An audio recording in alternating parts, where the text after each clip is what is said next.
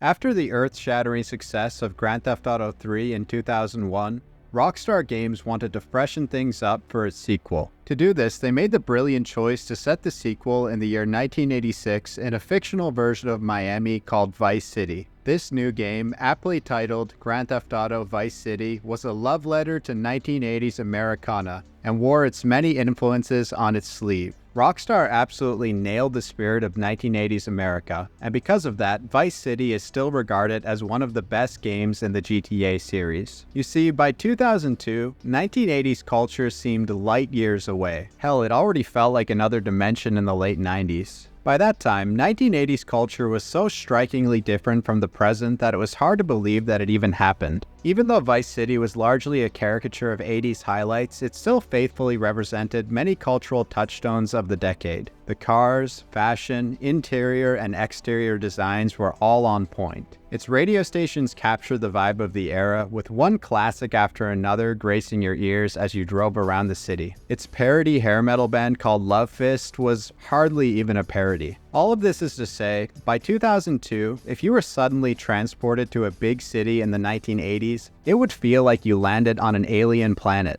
By the late 2000s, we had entered into a new generation of consoles, and Rockstar essentially rebooted the series. Instead of making a fun and silly throwback to the past like Vice City and San Andreas, the next GTA game would be a much more gritty and serious affair, taking place in a present-day version of New York called Liberty City. This next-gen follow-up, titled Grand Theft Auto 4, would become an unintentional time capsule that perfectly captured the spirit of late 2000s America. In 2024, GTA 4 is now 16 years old, which makes it just as old as the world of Vice City was in 2002. But it sure as hell doesn't feel like it. For some reason, going back to 2008 just doesn't have the same wow factor that Vice City had back in 2002. After spending some time in GTA 4, I was left with this feeling that the world really hasn't changed that much since then. Or at least that was my gut reaction. Because, as Grandpa Simpson masterfully put it, I used to be with it, but then they changed what it was.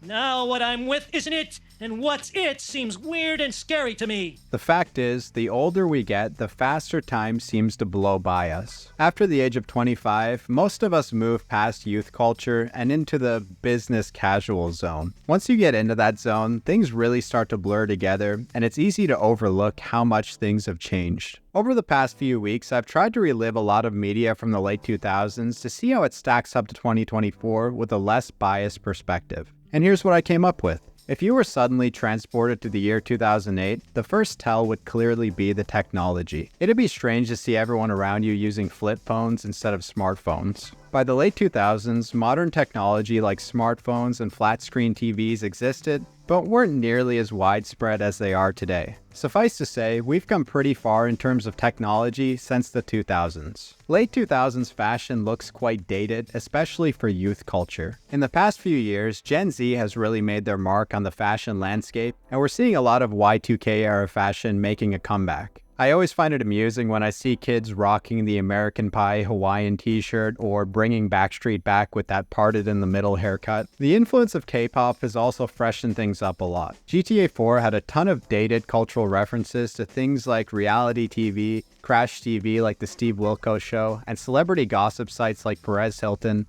that are completely irrelevant in 2024. Upon further inspection, the eras are a lot more different than I initially thought. So while I do recognize that things have changed, I still feel that the changes from GTA 4 till now are stagnant and dull compared to previous decades. In comparison to the pre-millennium decades, the 2000s and 2010s hardly feel like this weird alien time period. Rather, they feel like 2024, just older. The best comparison I can think of is if you played 360 and PS3 era games today. I mean, sure, the graphics and UI are dated, but they don't feel that far off from current games. The difference between going from the PS5 to the PS3 pales in comparison to the difference between, say, the GameCube and the Super Nintendo. Going back to the late 2000s now has that exact feeling for me. Life in the late 2000s wasn't all that different from now. The internet had already gone mainstream. Old cell phones were still a completely functional and convenient way to stay in touch with people. Social media was still there, just in its baby phase. You could still go to the theater to check out the latest superhero movie. The manufactured pop music formula had already been figured out. I could go on, but you get my point. And that leads me to the main question of this video. What happened to our culture after the 2000s? Even though things aren't nearly as bleak as I initially thought, I still feel our culture heavily stagnated after the late 2000s. And I'm hardly the first person to notice this trend. If you search through decadology and generationology posts on Reddit or through YouTube, many people have the same feeling that I do.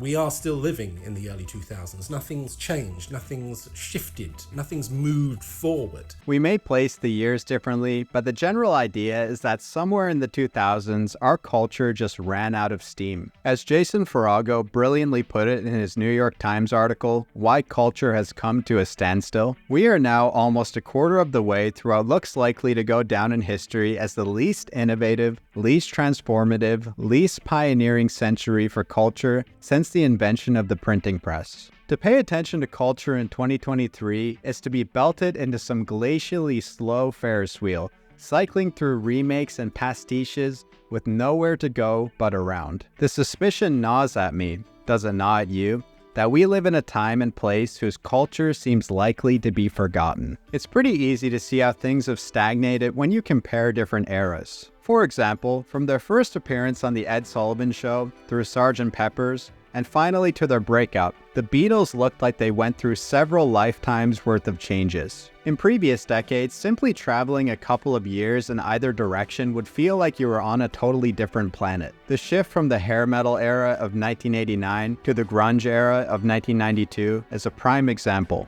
The problem with the late 2000s through now is that they really lack identity. It's hard to imagine the sound or look of this era, whereas the style of previous decades felt much more unique. As a teen in the late 2000s, the most unique style I can think of from that time is the emo/scene trend. And even that look has a modern day counterpart. It doesn't help that we just can't stop recycling old ideas, rebooting franchises, and continue to showcase celebrities from 20 plus years ago. The last culturally defining franchise I can think of was Harry Potter, and that ended over a decade ago. And it's already getting a remake. Tom Cruise is still a leading man at 61 years old. Usher just performed at the Super Bowl halftime show. The Rock main evented WrestleMania. And Taylor Swift is still the only global superstar musician. So what exactly caused our culture to get on Mr. Bones' wild ride of monotony? Many people online have proposed reasons for our cultural decline, like 9/11 ending our cultural optimism, or the COVID-19 pandemic essentially creating a 2-year time vortex. There are a ton of factors contributing to this phenomenon, but after a lot of thought, I think I've come up with the 2 main reasons we reached this point of cultural stagnation. And the first reason is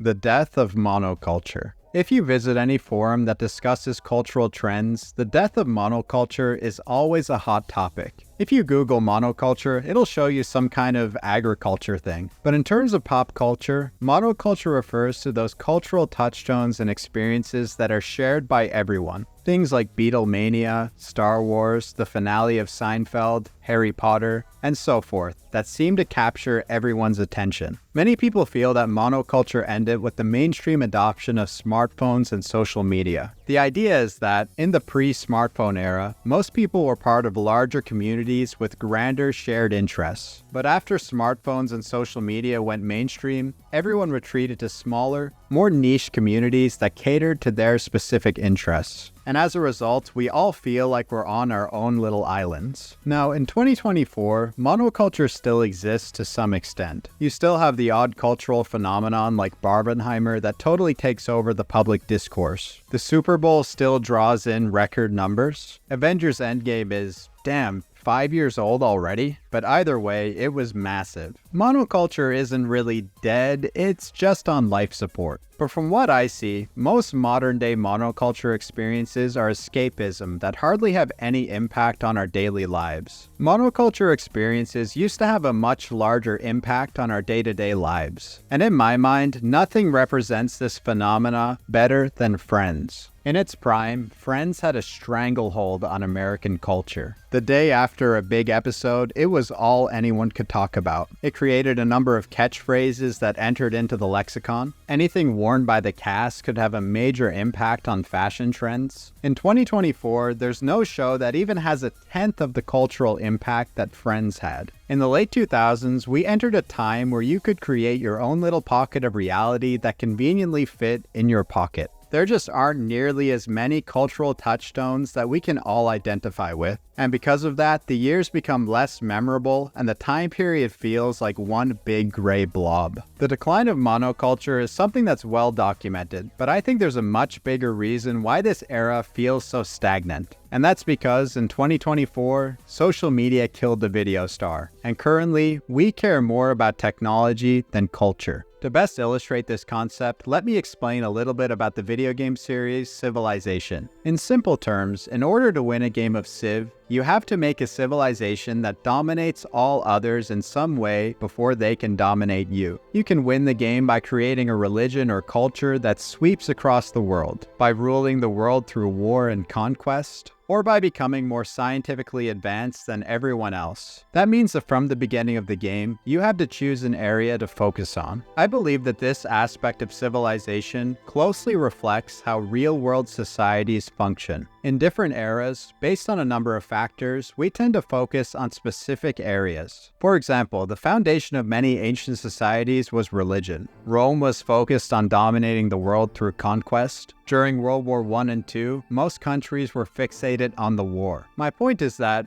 we tend to focus on one thing above all others. When World War II ended, I believe we entered into an age that most of us were born on the tail end of. The cultural golden age of the 1950s through 1990s. During those decades, the conditions were perfect to create a society where the culture flourished. We had just exited the most stressful period of human history, and we were ready to party and make babies. America entered an industrial and economic boom with copious amounts of money and drugs to fuel any crazy idea. Technological advancements like radios, record players, and television made sharing art easier than ever before. And we were in the midst of a full-on consumerist culture with tons of money to blow on the newest, hottest thing. It was a period with so many new and exciting ideas to explore. I mean, the smiley face was a novel idea in the 1960s. That's the reason why everything the Beatles did was so groundbreaking. Marvel Comics could generate one iconic superhero after another, and the 1980s kept producing so many IPs that were instant classics. There was just so much room to experiment and so many ideas that had never been done before. I suspect that most of you watching were probably born during this period. As children, we were surrounded by this boom of incredible, groundbreaking art. And because we were born at that time, it shaped our worldview. We thought that this kind of cultural innovation would last forever. But the sad reality is, nothing lasts forever. At a certain point, everything runs out of steam, including our culture. There are only so many chord progressions, haircuts, and story ideas in existence. Once you've tried everything, all you can do is create minor variations of previous ideas. And that's where things stand in 2024. We're no longer in a cultural cycle. Rather, we're in a cultural recycle. Unlike our increasingly stagnating culture, there was something else on the horizon that had unlimited potential to change the world. And many people saw this change coming. I think the potential of what the internet is going to do to society, both good and bad, is unimaginable. The actual context and the state of content is going to be so different to anything that we can really envisage at the moment.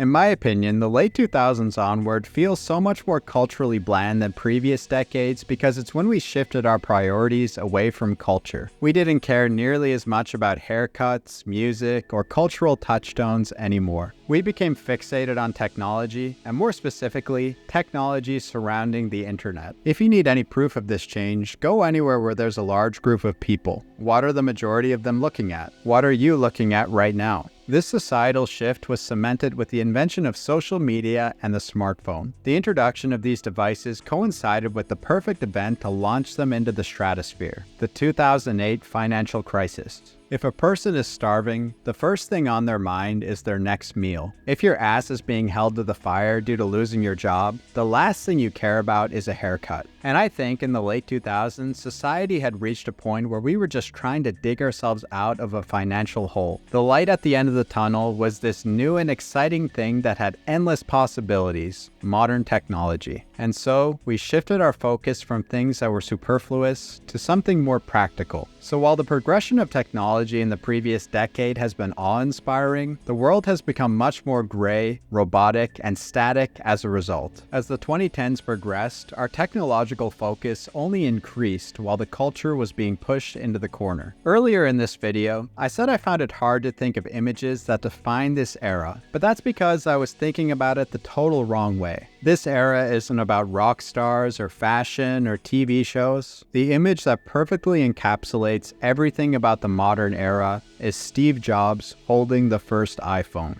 It tells you everything you need to know about perhaps the most technologically innovative yet most bland period in modern history. Even though I feel our culture has really stagnated, there may be hope on the horizon. When I look at how the kids are dressing now, it seems like personality and color are starting to enter the world again little by little. But for now, it seems like we may be nearing the next Steve Jobs unveils the iPhone moment. I just hope we like what's on the other side.